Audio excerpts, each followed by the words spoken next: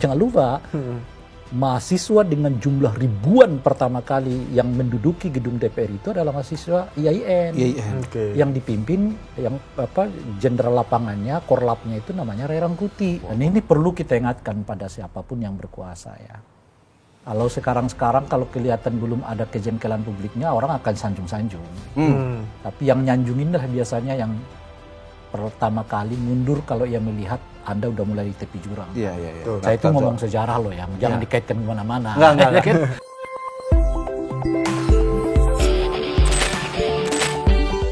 Jadi kalau kita bareng Bang Ray ini artinya Open Table ini bisa dianggap separuhnya ini reuni UIN. Betul. UI Negeri Syarif Hidayatullah Jakarta. Ya. Jadi UIN sah lah. IAIN saya. Oh iya. Saya UIN pertama. Iya. Tapi enak. Jadi ini kayak reuni lintas generasi. Betul. Tapi yang legend di UIN cuma Bang Ray doang. Yang pernah nutup jalanan katanya waktu demo di depan UIN. Kampus bisa libur gara-gara Bang Ray anak demo.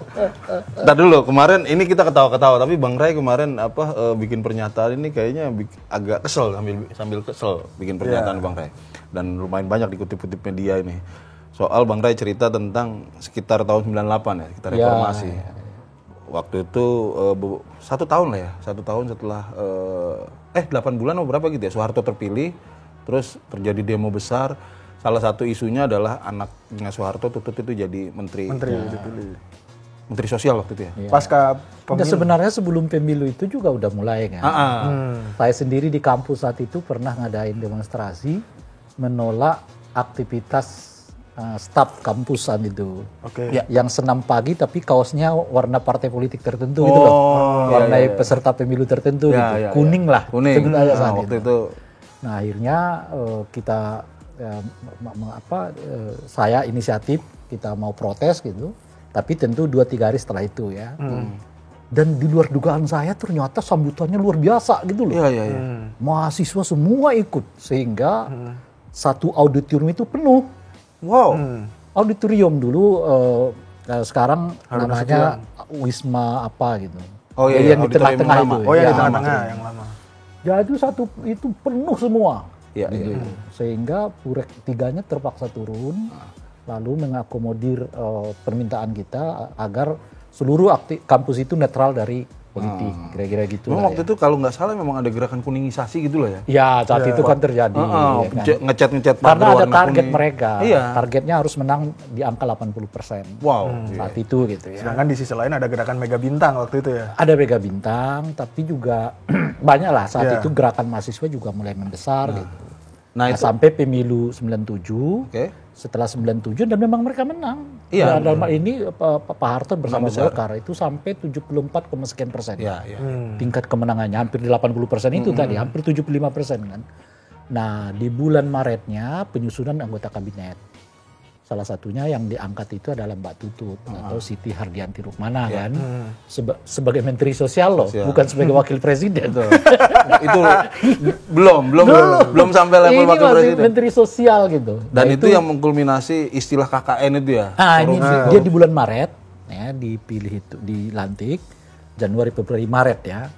Nah setelah itu membuat mahasiswa, masyarakat makin jengkel.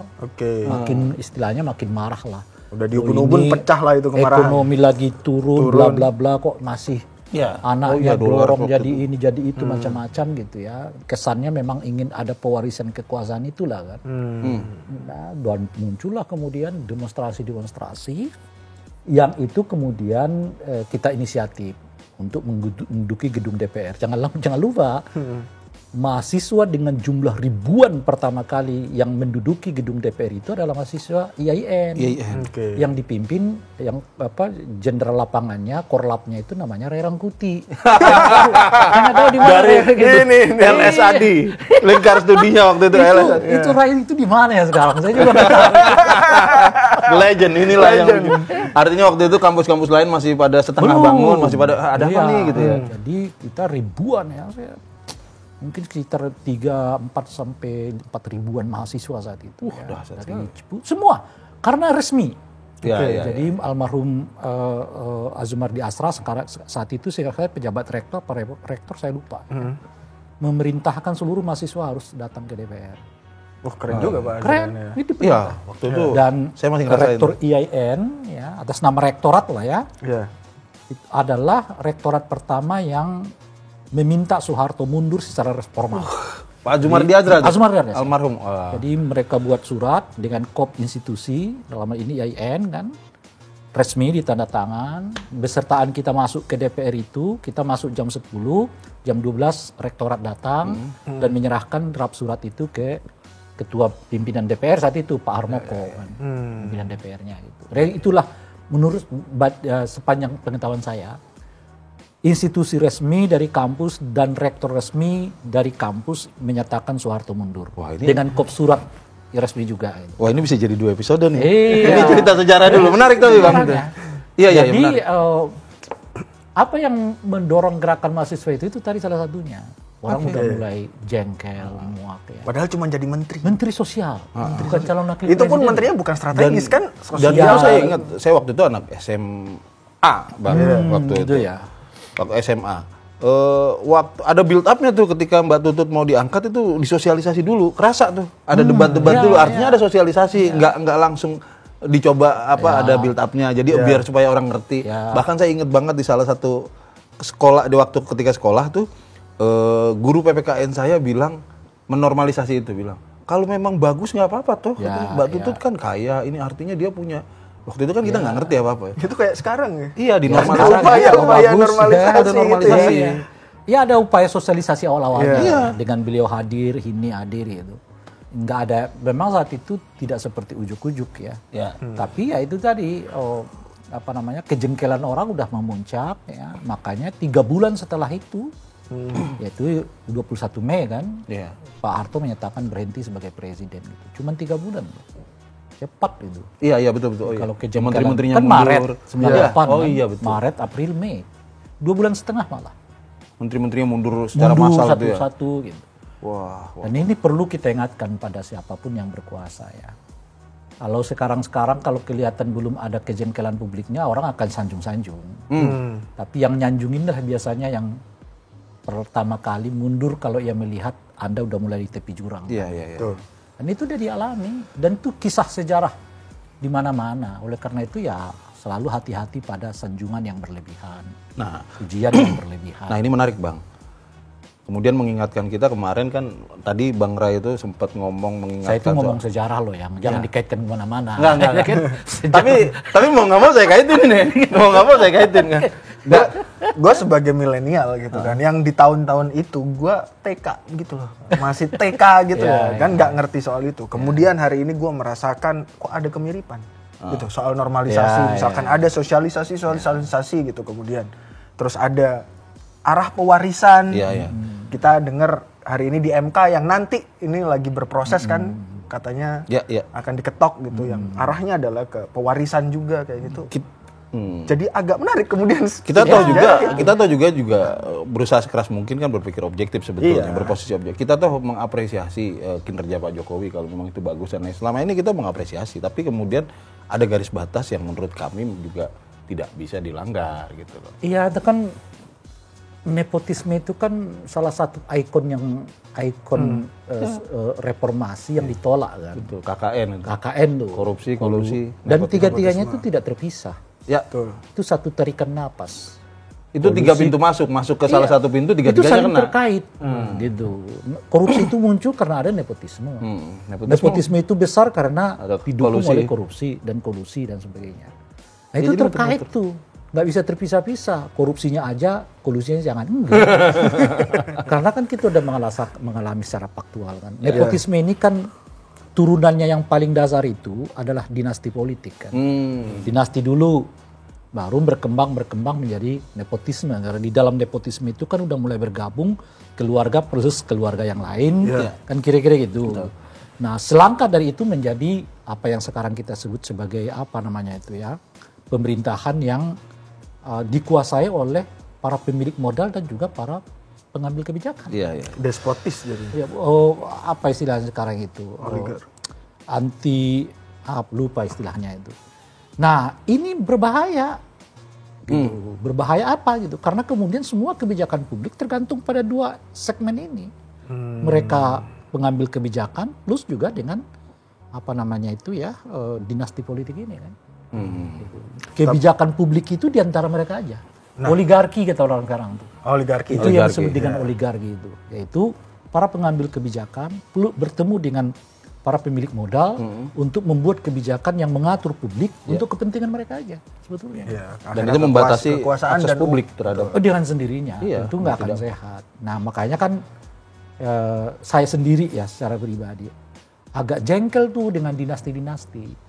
Kalau sekarang ini kan udah marak di pilkada-pilkada, kan? Dinasti-dinasti. Termasuk sekarang di legislatif macam-macam gitu. Harusnya itu itu jangan terjadi di tingkat nasional. Nah, betul. Gitu. Nah begini Bang, lucunya sekarang harusnya di alam demokrasi itu misalnya tendensi-tendensi untuk demokrasi itu justru yang dikeselin sama semua orang.